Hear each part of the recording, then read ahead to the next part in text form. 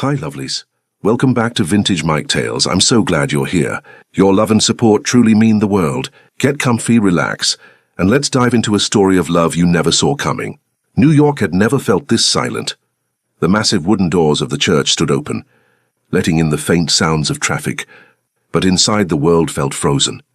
Stained glass colors stretched across the pews like soft watercolor strokes, but no one dared to breathe. No one dared to move, not when the bride still stood at the front of the aisle, bouquet trembling in her hands, veil slipping off her curls, her eyes glued to the door her groom had walked out of 30 minutes ago. He wasn't coming back. The whispers started again, soft and cutting and pity-filled, every sound a blade, and then Kenneth moved. He had been sitting in the second row, heart pounding so loudly he swore God himself could hear it. He had prayed the man would come back, not because he wanted him to, but because he couldn't stand the way. Grace looked standing up there alone. The woman he had loved since childhood was about to break into dust in front of all these people. He couldn't let her crumble alone. Kenneth stood and crossed the aisle before her mother could reach her, before anyone could touch her. His voice was gentle but firm as he stepped between Grace and the crowd. "Let's go," he whispered, offering his hand. Her fingers were cold, frozen almost, but she placed them into his slowly, as if every muscle in her body was too shocked to move. Her face didn't show tears yet. Only devastation stretched thin across her beautiful features, like glass about to shatter. He shielded her with his body as he walked her down the aisle. When someone reached for her arm, he pulled her closer. When someone whispered, "Poor girl," his jaw tightened so hard it hurt. When someone said she must have done something wrong, something in Kenneth's chest erupted like fire. He kept walking. Outside, the New York breeze rushed around them as he guided her carefully into his car. She stared ahead, expression blank, veil fluttering against her cheek. "Kenny," she finally whispered, voice cracked. "Where did he go?" He didn't answer. He couldn't, because any answer felt like a betrayal of the love he had, carried for her for 20 years. He took her hand instead, and she broke. Her sob hit so suddenly that her body folded in on itself. He caught her before she could hit the seat, arms wrapping around her bridal gown as she clung to him, like the wind would tear her away. "He left me," she cried into his chest. "He really left me." Kenneth closed his eyes.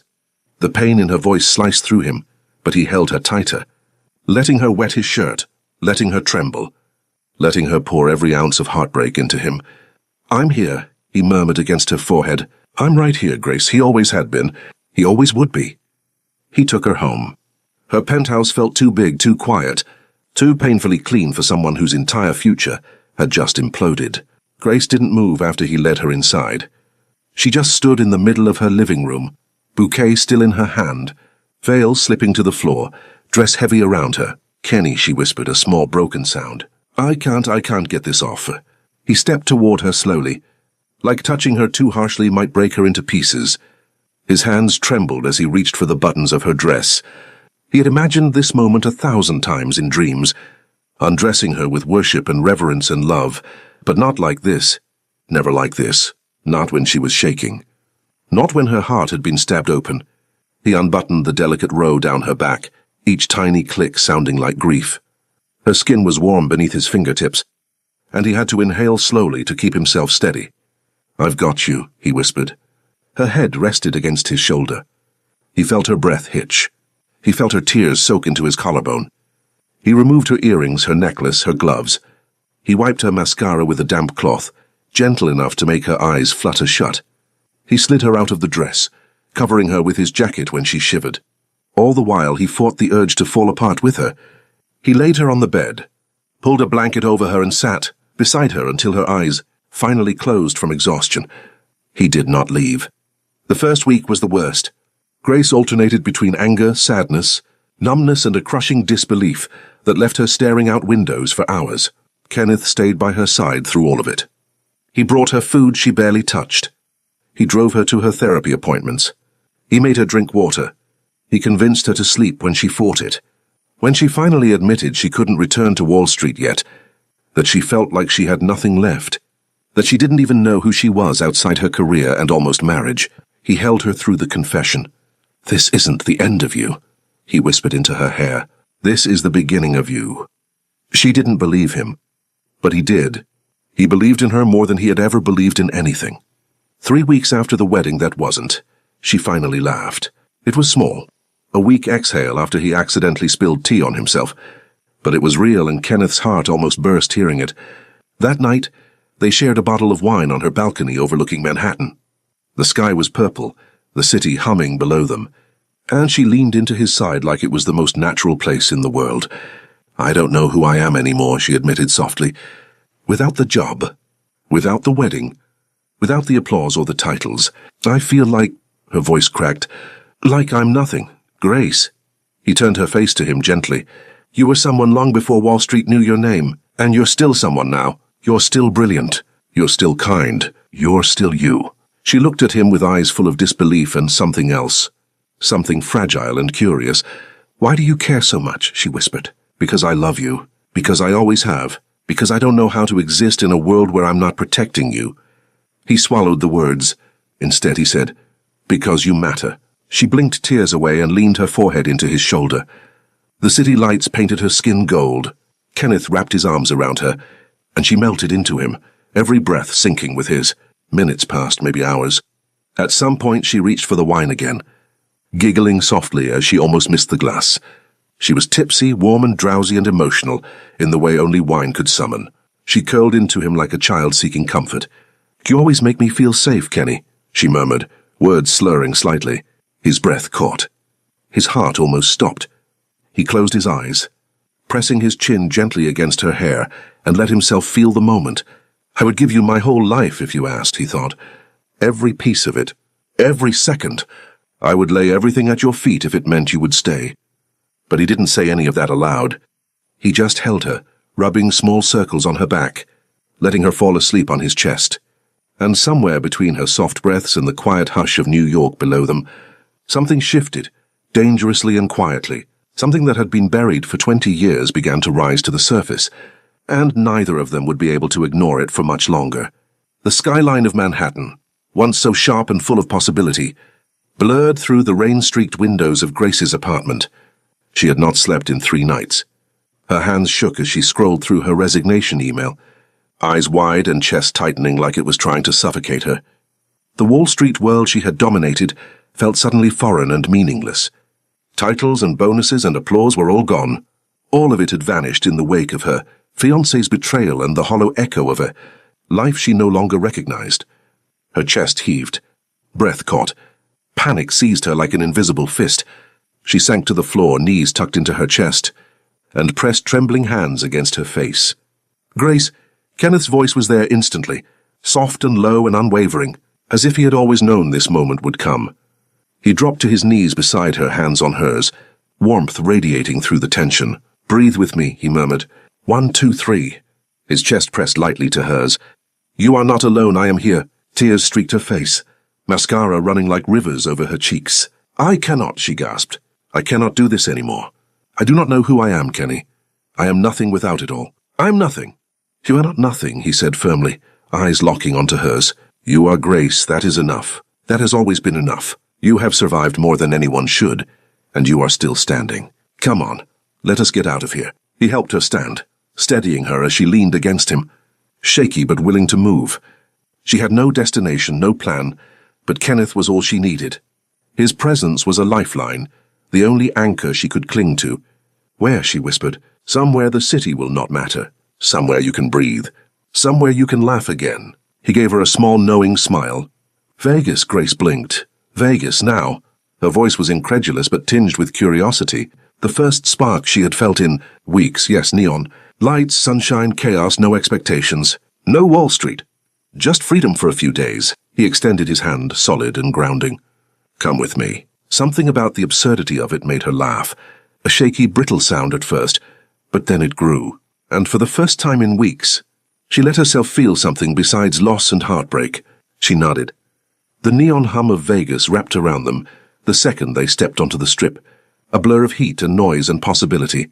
Grace had not smiled in months, not really. But something about the chaos tugged at her lips. Maybe it was the freedom. Maybe it was the whiskey. Maybe it was the way Kenneth walked beside her, shoulder brushing hers like he had every right in the world to be that close. "Grace," he said, handing her another drink, "you are finally breathing again." She laughed, actually laughed, and the sound startled them both. Maybe I am. They drifted in and out of bars, taking shots they had no business taking. Kenneth kept catching her when she bumped into tables, bumped into him, bumped into everything. She was warm and flushed and messy in the most human way. Months of pain loosened from her chest with every reckless step she took. Look, she giggled, holding his hand and dragging him through a crowd of tourists wearing plastic feather boas. You are supposed to enjoy Vegas, not brood like a lawyer on trial. I do not brood, he said, though he absolutely did, and she poked his chest in response. You brood beautifully. He choked on his drink, ears turning red. You are very drunk. I am, and you are cute. She hiccuped. Do not tell anyone. He laughed. When was the last time she had heard him laugh like that? Like he was not holding the world on his back. They wandered beneath golden lights, Grace slipping off her heels halfway down the sidewalk. These things are trying to kill me. He bent without a word, lifting her foot carefully. You want a piggyback, she snorted. No, I want ice cream. And maybe a new life, and maybe a bad decision, Grace. His voice softened, warning wrapped in affection. But she was already staring at him, really staring. Eyes warm and unfocused, but sincere. Kenny, she whispered, stepping closer, fingers curling in the front of his shirt. Let us wed tonight. He froze. What? Let us wed? She said again, louder this time, drunk courage turning her voice into honey. I know a chapel. They are everywhere here. Pick one. I trust you. Grace? He cupped her cheeks, thumbs brushing her skin. You are not thinking straight. She leaned into his palms like they were the only things holding her to the earth. I'm thinking this, you, us, maybe we should do something wild. Just this once, he swallowed, chest rising and falling too quickly. Baby, she murmured, eyes fluttering, please. Kenneth broke. Not because she asked, because for 20 years he had been waiting for a universe where she said his name like that. Okay, he whispered, voice shaking. Okay, if you are sure. She grabbed his hand and tugged him toward the nearest chapel, lit with tacky angel lights. It should have looked ridiculous. It did not. Not with her beside him, barefoot and radiant, spinning under neon like she had rediscovered joy itself. Inside, everything felt unreal. Soft music, a priest who looked half asleep, Kenneth's hand shaking in hers, Grace swaying slightly, smiling like she had been starving for happiness, and finally found it. Rings, she whispered.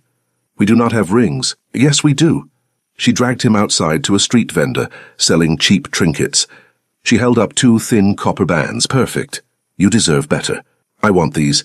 She slid the smaller one onto her own finger, and then she took his hand, his big, warm, trembling hand, and pushed the other onto him. See? Just like that. We are something. Something. The word lodged in his throat. Back inside the chapel, Kenneth dropped to one knee because even drunk, even terrified, even knowing this was insanity, he could not let her have anything less than the gesture she deserved. Her breath hitched. Grace William, he said, voice thick, marry me. She laughed, bright and tipsy and aching. Of course I will. Their vows came out slurred and messy and whispered. Her fingers tangled in his hair. His thumb traced circles on her waist. The priest mumbled something official, and then he kissed her. It was soft at first, then desperate. Years and decades of longing poured into a single moment. She kissed him back like she belonged to him, like he belonged to her, like they had been circling each other forever. The world blurred after that, her head on his shoulder while he carried her to the hotel, her hands on his cheeks, whispering, Kenny, do not let me fall, his voice breaking as he said, never. Then darkness. She woke in his hotel room slowly, head pounding and throat dry, sunlight streaming through the blinds, Kenneth beside her, bare-chested, asleep, an arm around her waist like he had been holding her all night, because he could not bear to let go. Her heart pounded, memories crashing in like waves. The smoky bar, his hand at her back as she laughed into his chest. The sidewalk, her bare feet on warm pavement. The ring's cheap copper gleaming under neon. Kenneth kneeling. Her saying yes. The vows slurred and emotional. The priest's smile. The kiss, hungry and aching and full of 20 years she never saw. Oh my God, she whispered, pressing both palms to her face. No, no, no, no. She screamed into the pillow, trying to make sense of it. Kenneth stirred beside her, half awake, panic in his eyes. We got married, she squeaked. Kenneth, there was a priest and rings and your mouth. Yes, I remember some of it. You remember? Her voice cracked. Kenny, we got married in Vegas. Married. He rubbed the back of his neck. I know, she froze. She wanted to laugh and cry and throw something at him. Her head fell into her hands. She slid to the edge of the bed, hugging her knees and trying to breathe. Oh God, what did we do? Her voice trembled between horror and disbelief. He reached for her, gentle and steady. Grace, we can fix this. We can annul it. Whatever you need. Her heart raced so hard it felt bruised. Annulment, right, logical, clean, but something inside her whispered, what if you do not want to? And when she finally lifted her head, her voice came out small but clear enough to shift their universe forever. Kenny, wait, he froze. What if we do not fix it, she whispered. What if we stay married? Just for 1 year. Kenneth went completely still. Grace, his voice cracked, do not play with this. I'm not, she said. I am scared. I am confused, I am lost. But maybe this makes sense. Maybe this helps us both. Her breath trembled. 1 year. As husband and wife. And then if it does not work, we walk away. Grace, he whispered, you have no idea what you are asking. I know exactly what I'm asking. He blinked. A year. His heart skipped, every nerve in his body alert. Just a year. Yes. Her eyes met his, serious now under the soft sunlight. 1 year. We stay married, see where this goes. Kenneth's chest tightened. 1 year. A lifetime compressed into 12 months. The thought was terrifying and yet intoxicating. He could feel the pull, the slow, dangerous lure of finally holding her. Not as a friend, not as a protector, but as something else, something more. Something he had wanted for 20 years. And for the first time, Grace, beautiful, brilliant and broken, looked at him with a softness and a trust and a desire that made his heart ache in ways he could not articulate. It was not just drunken bravado. It was not just a Vegas stunt. It was a beginning, a reckoning, a surrender.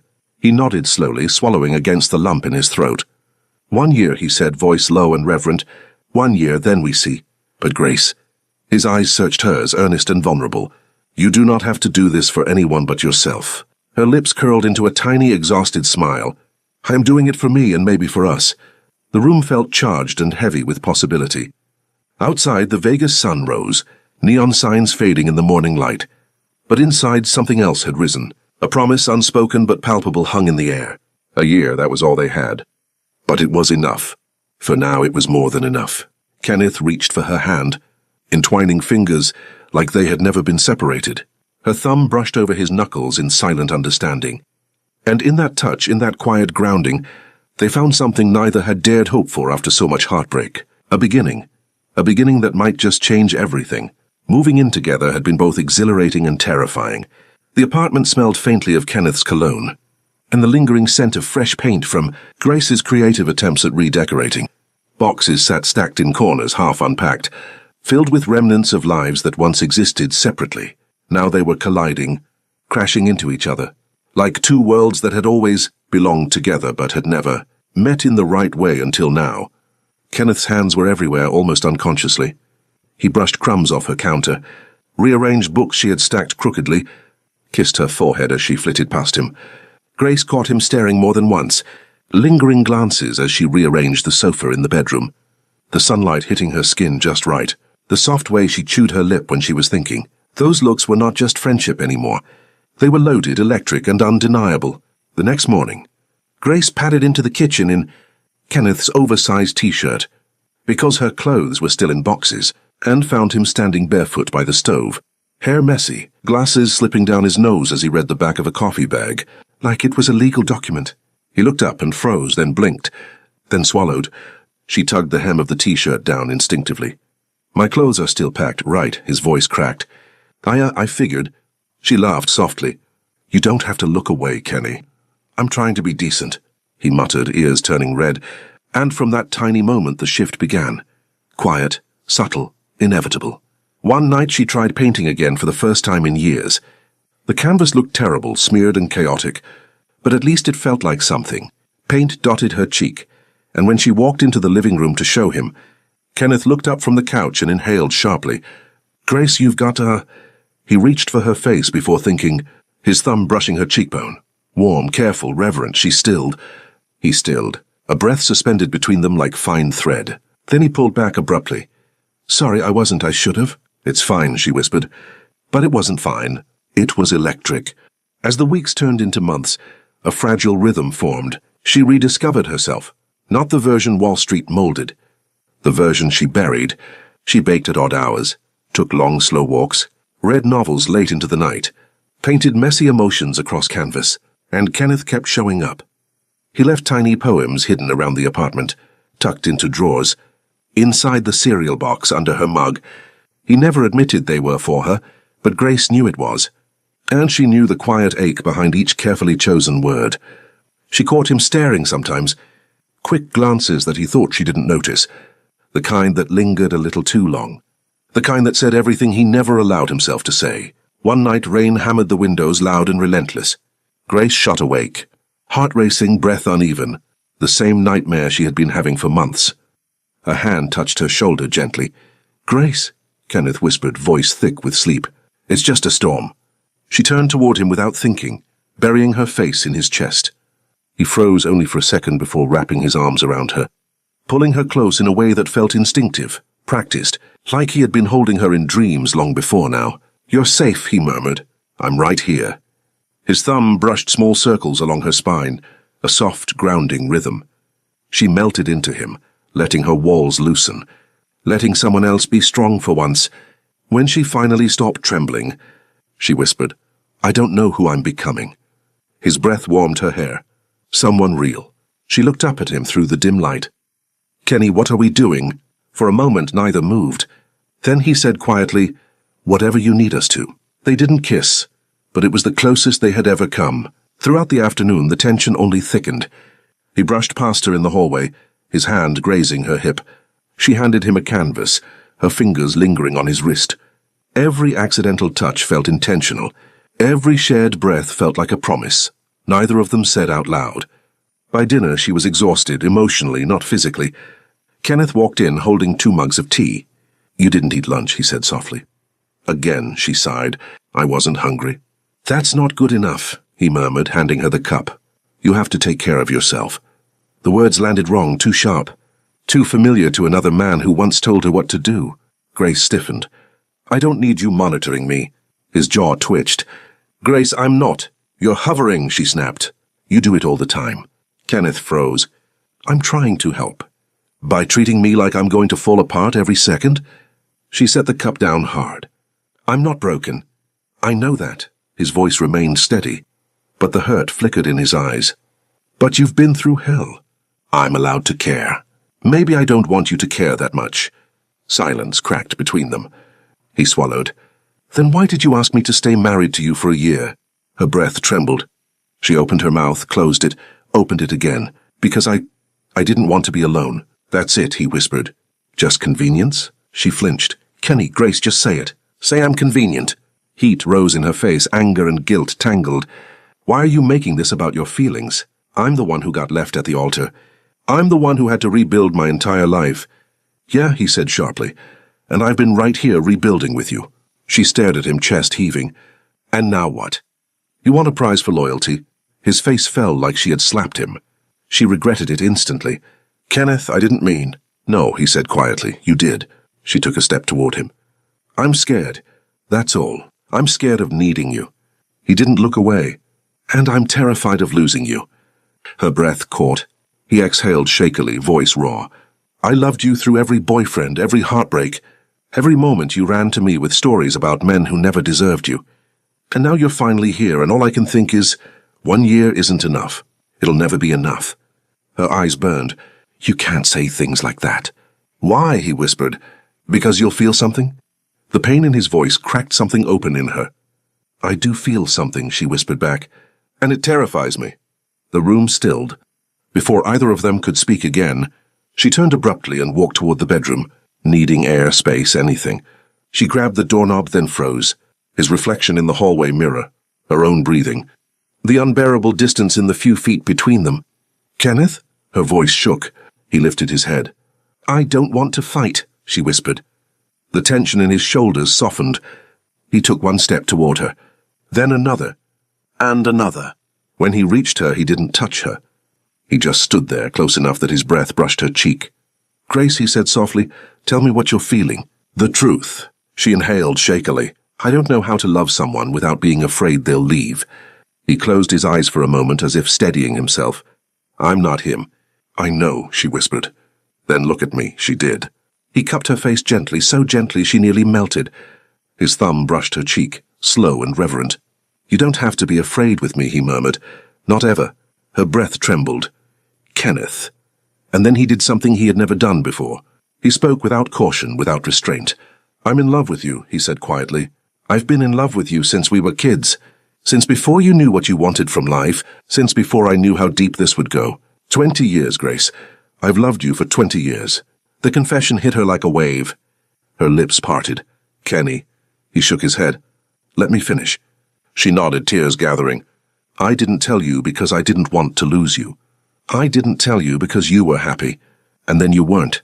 And all I wanted was to take your pain and carry it for you. Not because I expect anything back. Not because I want a prize, because it's you. And you're the only thing that's ever made sense in my entire damn life." A tear slid down her cheek. He caught it with his thumb. "I don't deserve that," she whispered. "Yes," he murmured, "you do. You deserve everything." She trembled. "And what if I break your heart?" He stepped closer. "Then it'll be the honor of my life to have had you long enough for you to break it." Her breath hitched. Her hands rose almost involuntarily, resting on his chest. "Kenneth." He leaned in slowly, giving her every chance to pull away. "Tell me to stop," he whispered. She didn't. Instead, she whispered, "Kiss me." He did. The kiss wasn't tentative this time. It was years of longing igniting at once, hungry, deep, desperate, sacred.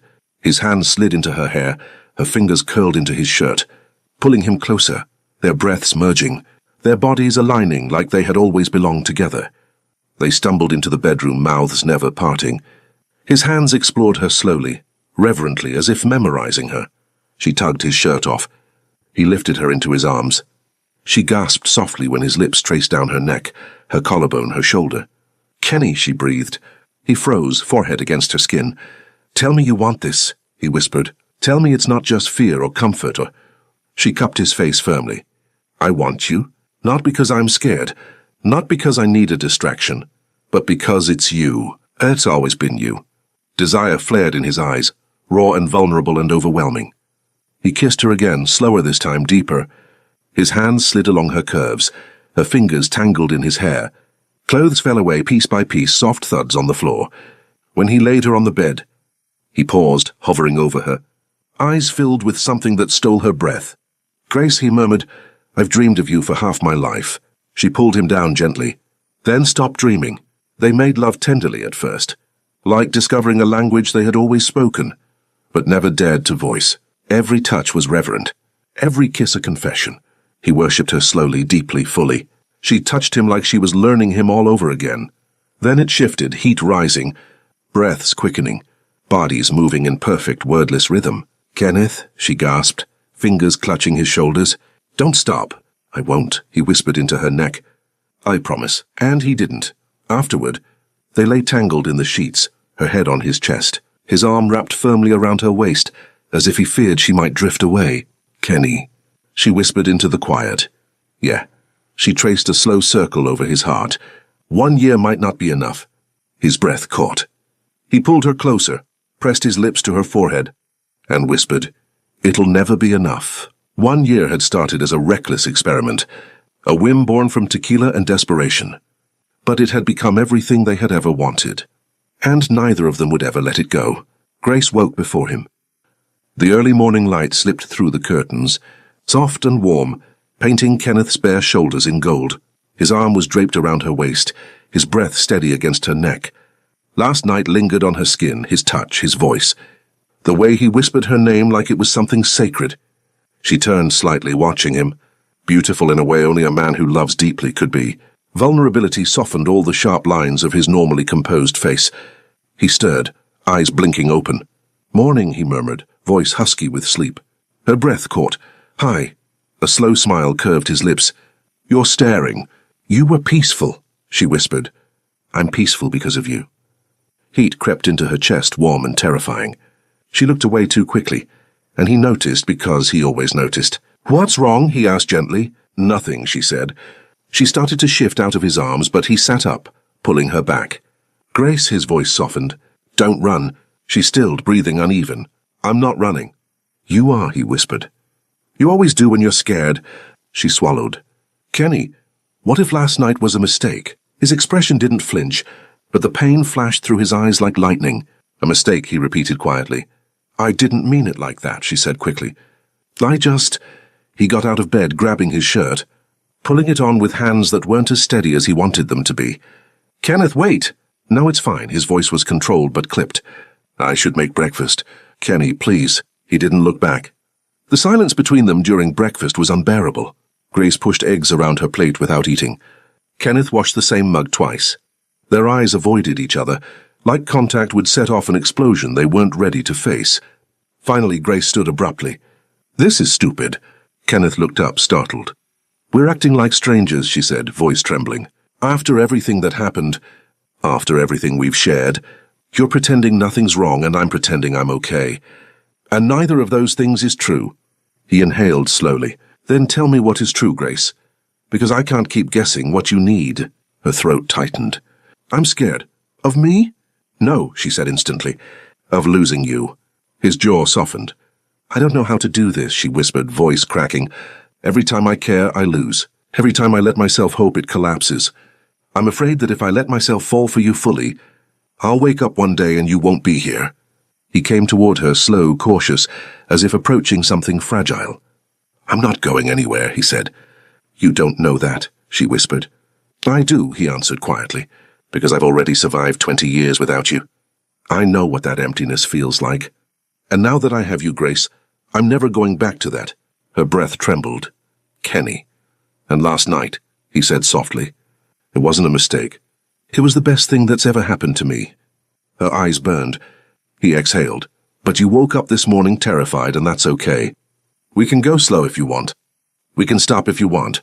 But don't call what we shared a mistake. Her voice dropped to a whisper. I'm sorry. He stepped even closer, cupping her face with both hands. Don't be sorry. Just tell me the truth. She met his eyes, raw and unguarded. The truth is, I'm falling deeply in love with you. His breath stopped. And it's happening fast, she whispered. And it's overwhelming. And I feel like I'm losing control. He brushed his thumb over her cheek. Then let me catch you. She broke, quiet tears slipping as she leaned into him. He held her tight, arms wrapping around her as if anchoring her to the earth. I'm right here, he murmured in her hair. You're not alone. Not anymore. They stood like that for a long, still moment, two hearts that had waited 2 decades for permission to finally collide. The days that followed were soft, real tender. They cooked together, laughed over burnt pancakes, shared quiet nights on the sofa watching old movies. The walls between them, once ironclad, melted with each sunrise. One evening they sat on the fire escape. He read poetry aloud while she rested her head on his shoulder. You always sound like you're talking to someone when you read, she teased. He paused. I was. Her brow rose. For 20 years, he nodded softly. I just didn't think I'd ever get to tell her. She kissed his jaw, slow and reverent. But intimacy did not erase fear. It revealed it. One night, during a thunderstorm that rattled the windows, Grace woke with a start, heart pounding, breath uneven. Memories of being left at the altar flashed through her mind. Shame, humiliation, fear of never being enough. Kenneth bolted upright at her gasp. Grace, hey, it's okay. He gathered her in his arms instantly. You're safe. I've got you. She clung to him, shaking. You won't leave. You won't disappear. He kissed her forehead, her cheeks, the crown of her head.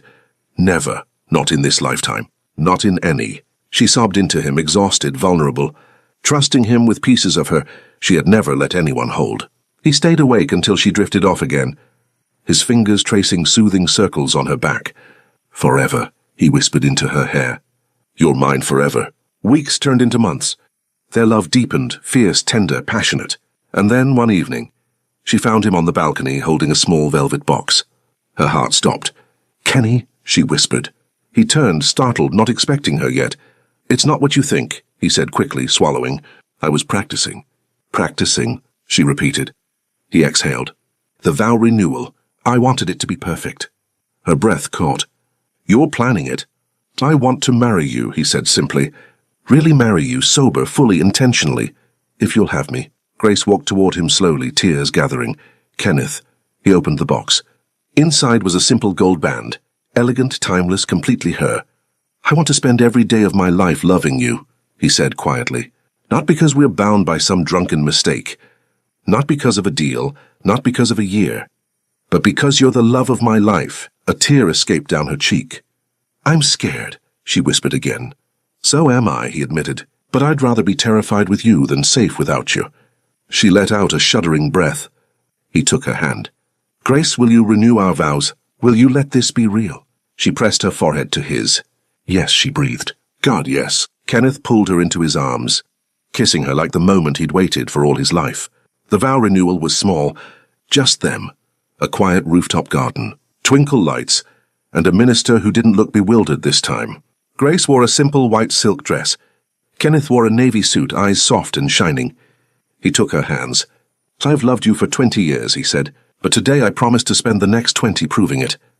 Her voice shook. And I promise, she whispered, to stop running, to trust your love, to choose you every day. They kissed slow, deep, intentional. A real marriage, born not from drunkenness or fear, but devotion. A year later, Kenneth held their baby boy, tiny, perfect, asleep against his chest. Grace stood in the doorway, hair messy, eyes soft with wonder. She watched him sway gently, humming, love pouring out of him like light. Kenny, she whispered. He looked up. She smiled, tears filling her eyes. I finally figured out who I am. He walked toward her, baby still in his arms. Who? She touched his cheek tenderly. Yours. He kissed her, slow, grateful, reverent, and between them their son slept, safe in the arms of the love that was always meant to be. Their love journey had started as a reckless experiment, a whim born from tequila and desperation. But it had become everything they had ever wanted. Thank you so much for joining me today. I hope you enjoyed this story as much as I loved sharing it. Don't forget to like, comment, and subscribe so you never miss a tale. Until next time, keep hope alive and your hearts open. This is Vintage Mike Tales.